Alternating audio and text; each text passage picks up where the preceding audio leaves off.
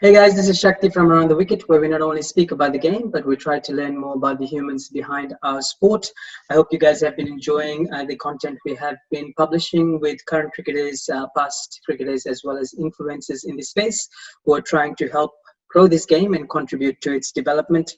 Today, I am joined by a good friend of mine in Bilal Qureshi. We've known each other since university days. As Bilal rightly mentioned, that we don't want to say which year it was because it will tell how old we are, even though we look very very young.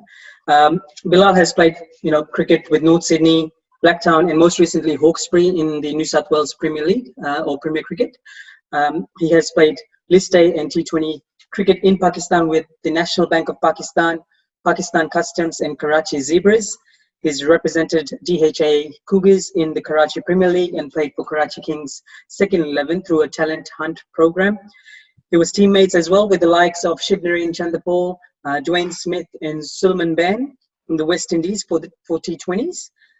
Played in the US Open and was one of the very few Centurions in the 2018 edition, and he has played for the Sydney Thunder All-Stars. So he has been across the globe playing T20 franchise leagues, and away from cricket, he loves coffee, as Bilal has there. I made the mistake of asking him if that was coffee or tea, and he's rightly pointed out it's coffee.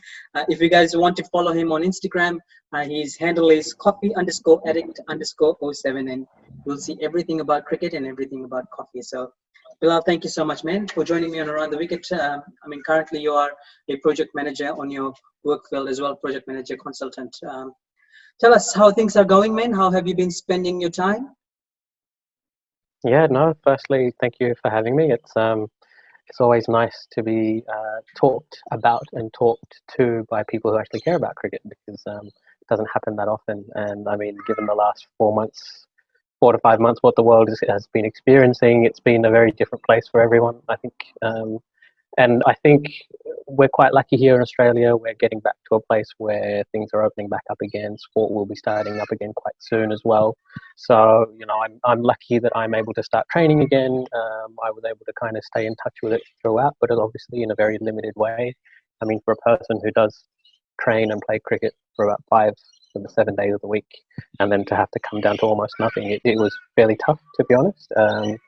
All the different injuries that the body carries. When you're warm and you're playing, you don't really feel, but the minute you stop, you start feeling aches and pains everywhere. And so it's been a bit of a learning curve just to kind of manage the body as well.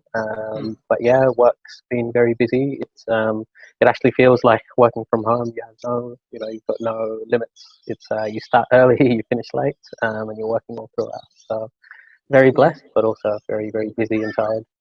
Yeah, I think we're very lucky to be in Australia, to be honest. Things are getting back to normal. Hopefully, there's no second wave coming along. So you're born in Saudi Arabia, but you're Pakistani in background. So obviously, cricket comes naturally, for you. But when did the journey start, and when did cricket actually become not just a passion but also a profession? I think, interestingly enough, both of the things coincided. We came to Australia in 1991, like right at the back end, and I was born in Saudi Arabia, like we just said. And my parents are both from Pakistan; they're from Karachi. So it's an interesting mix when you think about it, because Pakistan and Australia are obviously very strong cricketing nations. But I guess we were only in Saudi Arabia for a little while, temporarily, while Dad was working. I mean, he spent a lot more time in Saudi than we did.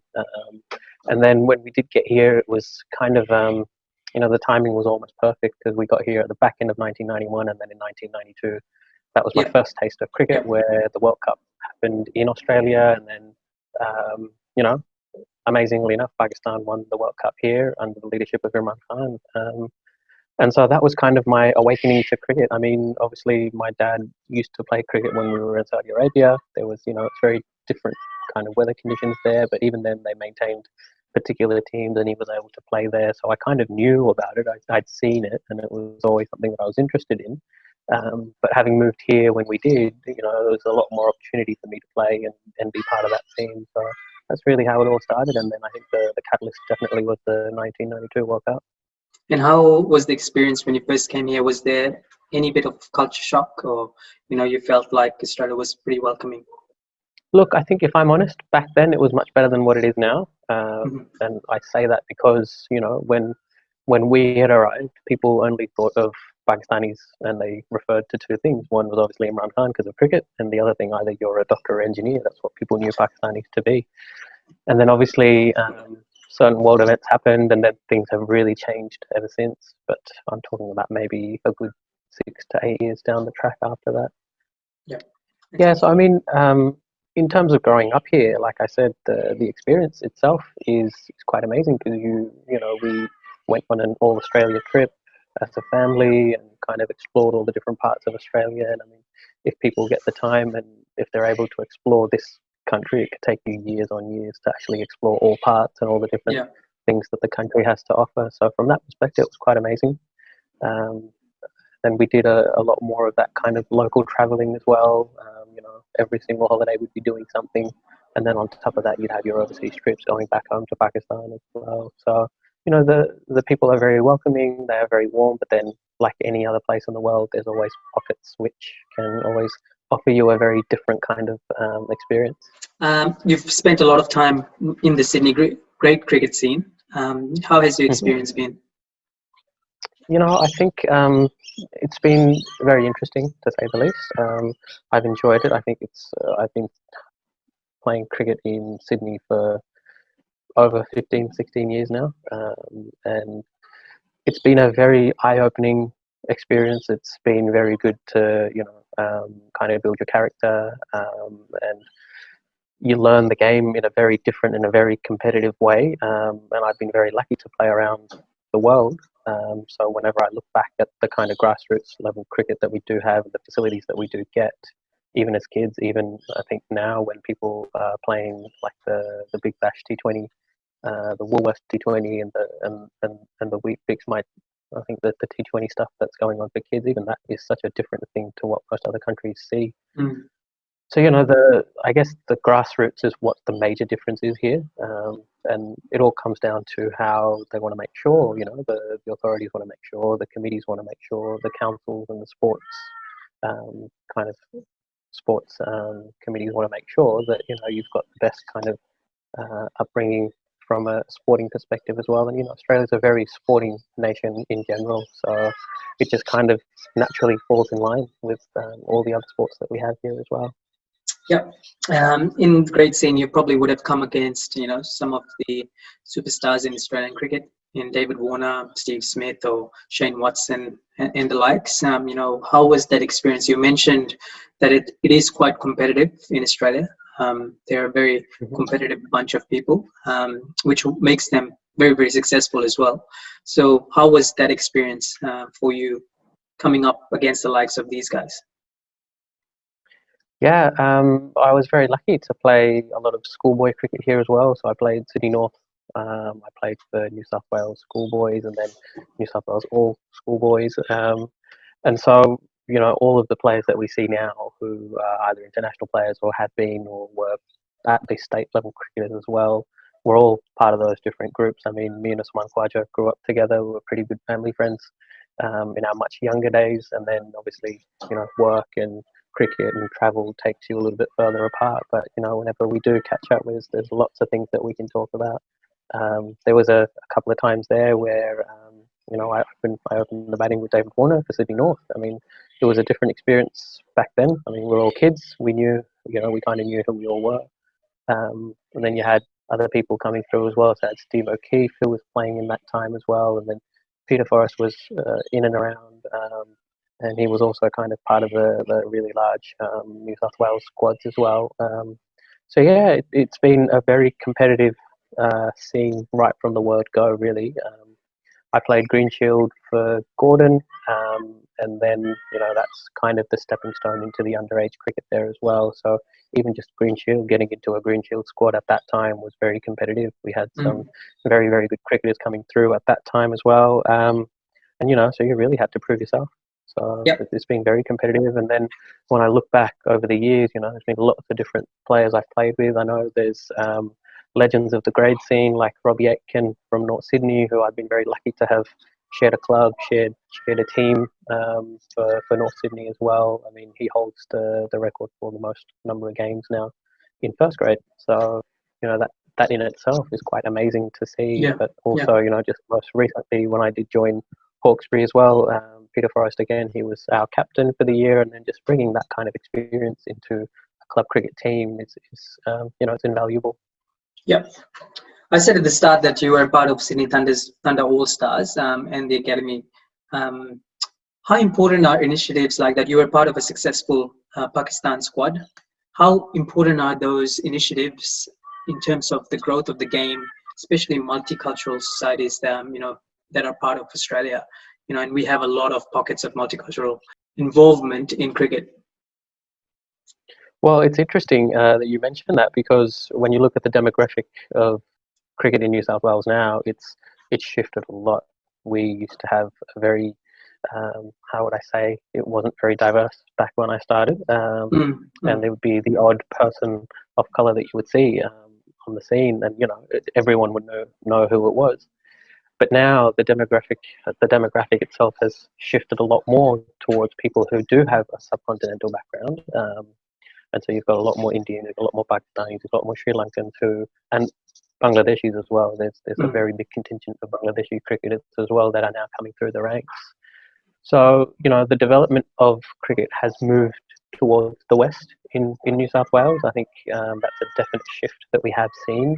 And that it goes, hand in hand with when you look at the clubs that are also emerging as the larger pools of cricketers as well. So you look at Parramatta, it has a larger pool now. You look at Blacktown, it does have a much larger pool of players. And then you look at Penrith, it's also starting to have a larger pool. Whereas what I've experienced over the last couple of years is that Hawkesbury itself also is having a larger pool because they're picking people from that catchment. And so, yeah, the demographic has definitely changed, and I think it's changing for the better in that sense. So it's much more representative of what we have now mm. in New South Wales as cricketers. Yeah, I think one thing that the west side of Sydney, has done really, really well is involving communities of different culture, and the community engagement aspect of Sydney Thunder, the club itself, is second to none. So, kudos to them, and was interesting listening to your experience, when you were growing up and how things have changed now. I guess another thing I wanted to ask you was how different was the scene. You've played, like I said, around the world. How different is the scene, playing in Pakistan, for example, and then, comparing it to Sydney or Australia? Yeah, I mean, for me, it's been a very different experience. I mean, because I was born in Saudi, I've lived most of my life in Australia. As you can tell from my accent, a lot of people can't tell that I'm from anywhere else. But when I speak Urdu or when I speak the native language in Pakistan, no one really can tell that I'm not from there either. So they get confused, like, what's going on here? And I guess the way that I've felt and what I've seen is that and a lot of the time when I came back from Pakistan, having played first class or having played some of the tournaments there, people know, news gets around, everyone finds out what's going on and why people are missing for parts of the season as well. So for a lot of that time, when I was playing here, I wasn't an Australian, but when I was playing in Pakistan, I wasn't a Pakistani either. So Yeah, I was yeah. not here nor there. So it's been a very, um, I don't know what the words are exactly to put to it, but it's been a very different experience. I mean, I've really enjoyed my time playing in Pakistan as well, because I think there's a perception that there's no real good facilities there. The structure is pretty poor, and people there as well, they're all out to get you. So, I was quite happy to be able to break all those barriers when I experienced a lot of things myself. And I think one of the things that really did strike me was just the difference in intensity and the difference in competition there. Obviously, I wasn't playing first class cricket here, but when you play first class in Pakistan, there's more teams, there were a lot more players in the squads. And obviously, recent changes there have meant that they've reduced the teams, which again means Mm, there's a lot more competition for spots in teams. But what has always stuck with me is just how dedicated people are there. They know that it's this chance or no chance at all. Whereas, here we might get a second or a third opportunity as well to play some sort of other level of cricket. Whereas there, it could be the only way that they're able to make a livelihood. mm. So I guess the stakes are much higher, and it's a very different ball game in that sense. But having said that, I've made some of my best friends that I've ever had from Pakistan. And again, I was lucky enough to play in test venues. So when we talk about facilities, these are test venues which have, the top of the line facilities of a country that can be offered to you as a player. And yeah, I thought the facilities were amazing. There's obviously a whole different world that you have to understand, and I think if you go back to any of the subcontinental countries, there's a complete difference in how people are, how they act with you, the way you talk, the way you walk, the way you eat as well. It's a completely different world in that sense. Mm. But I've been very lucky that I've got a very strong connection to the country through my parents and then my extended family there as well. So for me, I guess the transition was quite seamless. But at the same time, I remember there's a couple of situations, like my first class team that I joined was the National Bank of Pakistan, as you mentioned, and Kamran Akmal at the time was the captain of that. And I got there and I met everybody, and everyone was like, "Oh, this is the Australian guy." So my first nickname was, "Oh, hey, Aussie." So I was called the Aussie the whole time that I was there for a good 4 years, 5 years. But I remember, the first time I took a phone call, I still had phone calls coming from Australia, and I was talking in English, and I literally had half the room just sitting there stunned, going, "What the hell just happened? How did he speak that language that we had no idea what's going on?" So for them, that's a very foreign concept as well in that sense. I mean, obviously people can communicate, they can understand, but there's the thing that we need to understand though is that it's a very different level of education that's coming through into cricket in Pakistan as well. Whereas here we're very lucky that we're all going to school, making sure that we're doing everything that we need to do on the outsides of cricket as well. But been an extremely humbling experience. I mean, my debut was in Peshawar, which is also one of the northmost cities in Pakistan.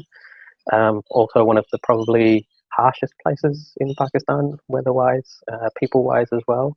So yeah, it was just an amazing 4 or 5 years worth of cricket that I had there. Tell us about your experience with the Karachi Premier League. People don't understand that even second level, third level, whatever it is, it's still pretty crazy in terms of passion, in terms of involvement in the subcontinent when you compare it to if you go and see third grade or fourth grade, the passion, I guess, is not as comparable to what it is like. So tell us more about your experience with the Karachi Premier League. So the Karachi Premier League, I played at the back end of 2019. The back end of 2019, start of 2019. Sorry, so that was January 2019. Back end will be last year. Yeah, so that was the start of 2019, and it was for me. It was, again, like I said, it was just an amazing experience. We had the national TV channel which was sponsoring it, so it was all the games were aired live on TV.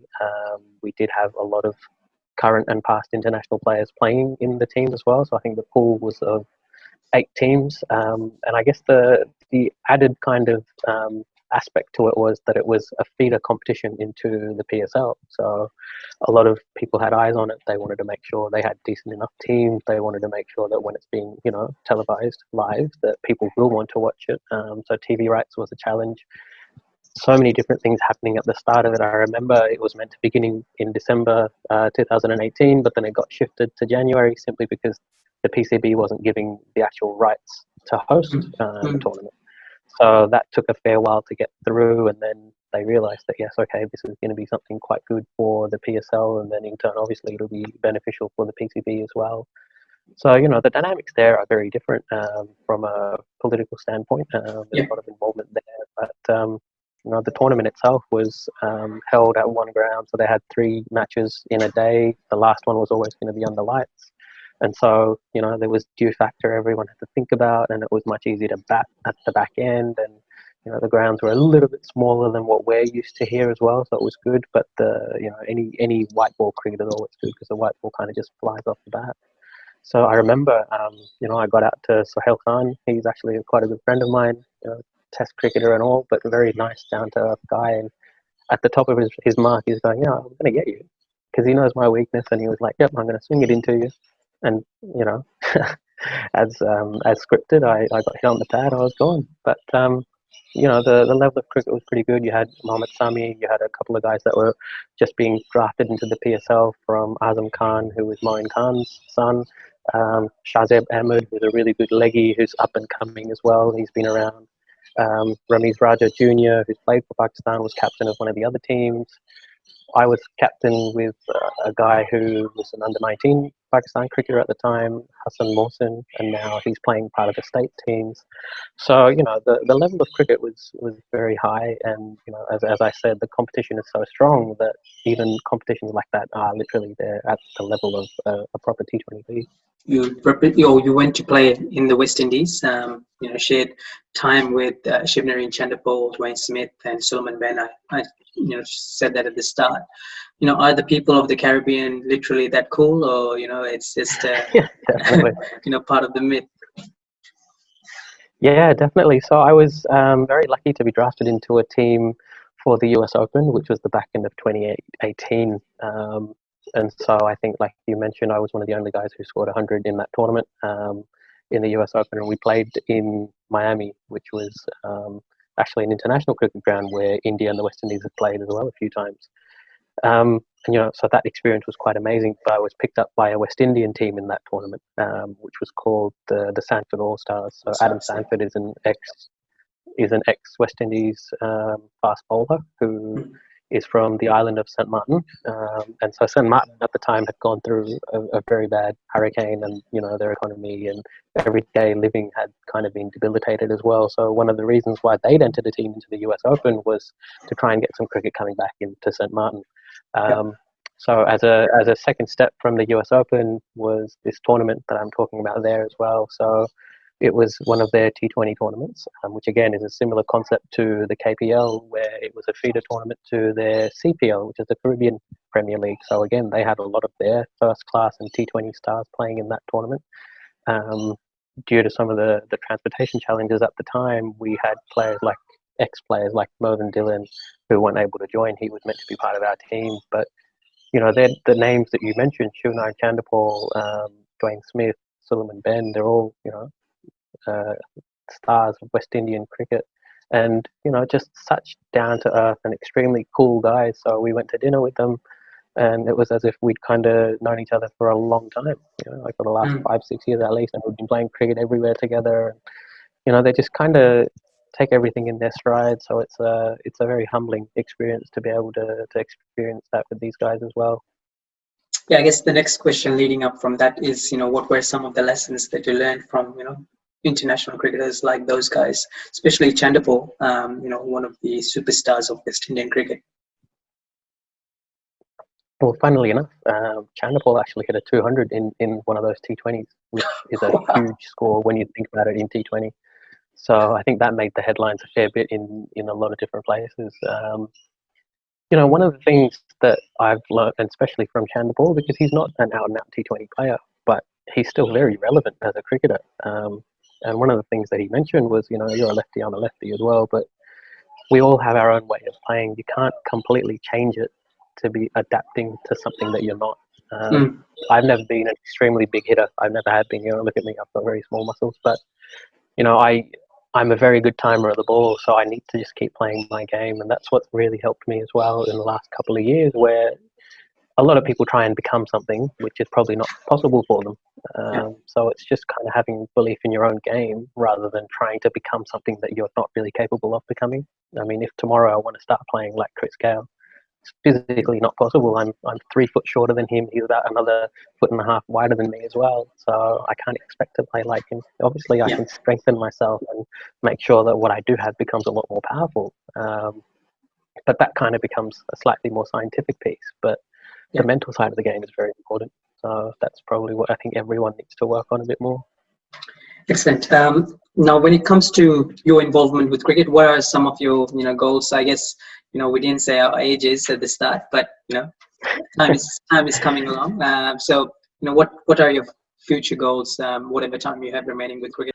Yeah, it's an interesting one because I guess this last few months has made me think about it a lot. I was in San Francisco and Seattle for work in February, which was quite an amazing trip from a work perspective. But on the back of that, I was going to be here for a few weeks. Then we had the National Premier T20, which Hawkesbury was one of the winners of, and so we played in that in Adelaide. And then straight after Adelaide, I was meant to go into Miami.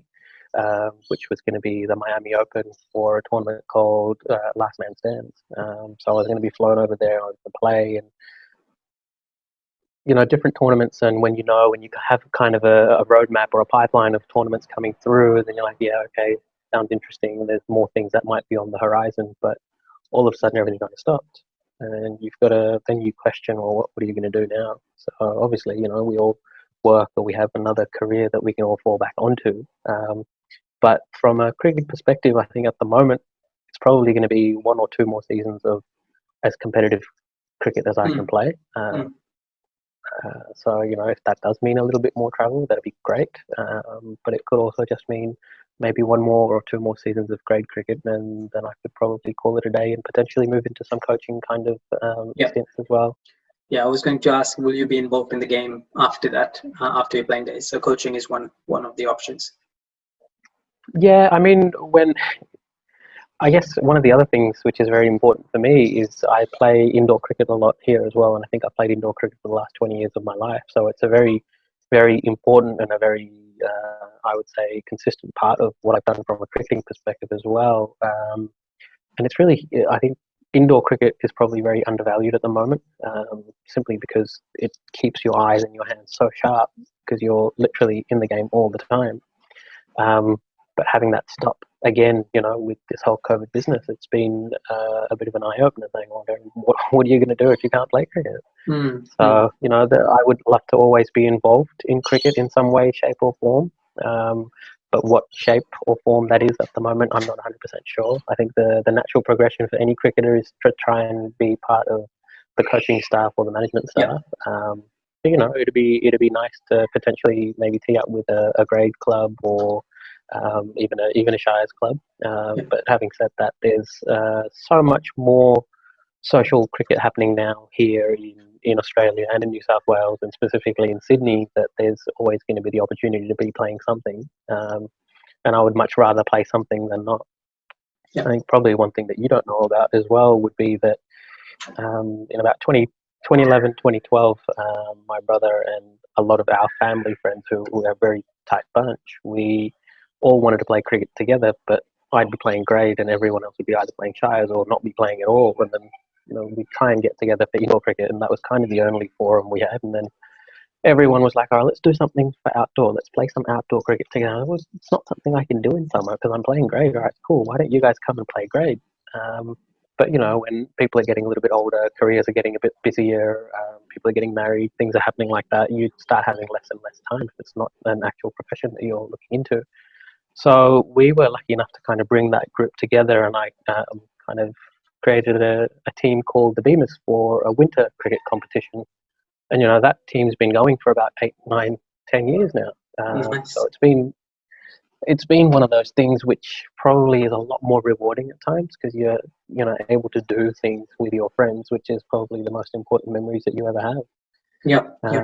And we were actually just talking a little bit earlier because we'll start playing very soon with that group again. And, it's one of the groups that I can always fall back on if I need to have extra training, if I need someone to throw some balls at me, if I just need to hit some balls as well.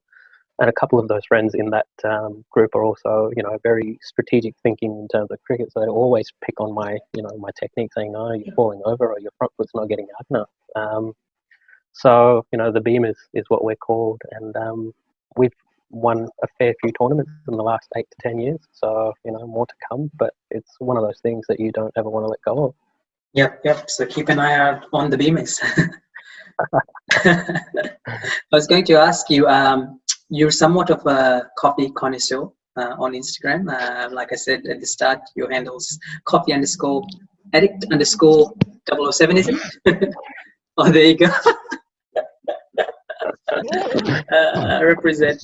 Tell us how that came about, how that inspiration came about. There you go, having another drink of coffee as well. I'm just a waterman. So liquid gold, mate. That's what you got to try. It was a couple of years ago, 2.5 years ago, maybe. So a couple of my friends were in the social media business, and they were like, "Well, you're always traveling. You're always doing this much. You love having coffee. Why don't you do something with it? Why don't you bring it together?" And and do something. And I was like, yeah, sure, but like, why would anyone be interested? I mean, I didn't see how that concept would work. But obviously, I wasn't on Instagram at that point either, so I knew of what it was, and Facebook was more than enough for me at the time. And even now, I hardly ever use Facebook. But they were like, "Yeah, look, all we need you to do is just take photos, or actually be part of the photos, and make sure you are able to create what we call content." Yeah, yeah. And so it kind of just went from there. So they created that account for me for about 6 months. They ran it. They did all the posting, all the hashtagging, all the different kind of tagging that you can do, and they kind of got it to a stage where I was like, okay, I think I believe you guys. I think you knew what you were talking about. And this thing it went from strength to strength. So Yeah, yeah. I'm able to, kind of bring a few of my loves together there. I've got my cricket in there. I've got my coffee in there. And then, who doesn't like to be photographed? Exactly, with a face like that, Bilal. Who wouldn't? I've got some rapid fire questions for you, if that's okay. Sure. Who is your current favorite cricketer? I think it's not very rapid, is it? I think Ben Stokes has to be one of my favorite cricketers. If you had to invite 3 people over for dinner, who would they be? Yunus Khan is one of my favorite people ever. I think I've always enjoyed talking with Steve Waugh as well, so he'd definitely be one of them. And it's an interesting one. I think, Any non-cricket person? yeah, that's what I'm thinking as well. I probably like an old politician. I could probably go Imran Khan, but he's an ex-cricketer as well. Yeah, I'll get back to you on that one. That's an interesting one. No worries, no worries. I'm just laughing at the fact that someone's considering an old politician, a politician to join them. Wow. One motto you would live by, or you live by. One motto that you live by. Don't ever give up. Your favorite cricketing moment till now? So a couple of seasons ago, I scored a double hundred for Blacktown, which I think I was the only one for that season in all of New South Wales Premier Cricket. So that's definitely one of them. And also the 100 that I scored in the US, just because of where we were, what we were doing, was pretty amazing. In 2018, wasn't it? 2018. Yep. Your favorite movie? I love the Bourne series, the Bourne Identity, and things like that. Always get me thinking. Your favorite pastime habit? Coffee. Your guilty pleasure? Coffee as well. Yeah, coffee, chocolate. I have to say, I think one of my guilty pleasures has to be cricket, though, because it's one of those things you do need a lot of time for, and if you're able to get away from it, then yeah, it's definitely one of them. Your inspiration growing up? Well, I think my dad has always been a very big inspiration. Migrants in the early 90s in Australia, doing everything that he has done, was always very inspiring for me and my older brother as well. And I say dad, but it's mum and dad, both of them, the way that they were able to bring us up. So yeah, it definitely was dad. One word that defines yourself? I think I'm a dreamer. I definitely think of what the possibilities can be and beyond. And I think that's the kind of attitude which has kind of helped me not get to where I am, but I think experience the things that I have, be able to be part of the things that I have as well. And one final question, it's a tough one, because if you had the capacity, what would you play for, Pakistan or Australia? I think Pakistan, definitely. Yeah. So that wasn't tough at all. That wasn't tough at all, actually. Yeah. And I think that's because I think as a person I feel a lot closer to Pakistan. And when I played in that first class scene, in the T20 scene, in that whole time, I felt a lot more welcomed. I felt a lot more at home.